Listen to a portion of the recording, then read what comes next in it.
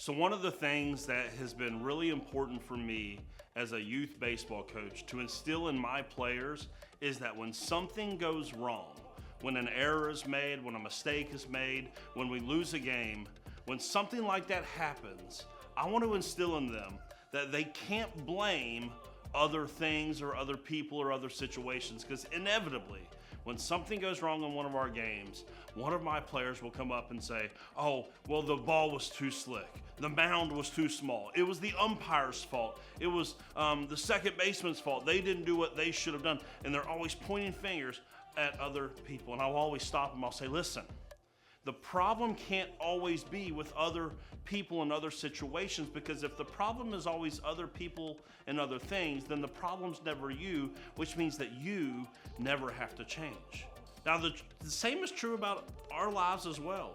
If we're big on making excuses and we keep pointing at other people and other things as the problem, well, then you never actually feel like you need to change.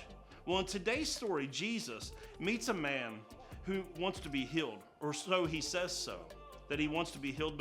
But Jesus looks at him and says, do you really want to be made well?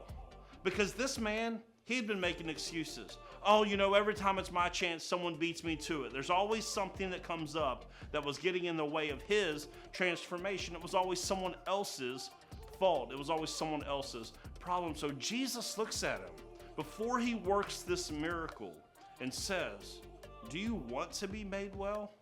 See, I think that there's sometimes in our life that we know some changes need to be made, but we want to point the finger at our circumstances. We want to point the finger at other people, and we don't ever want to point the finger at ourselves.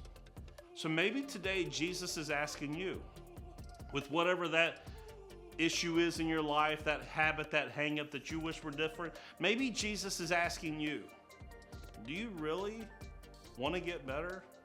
Do you really want to be made well? Because if so, you're going to have to put away your excuses.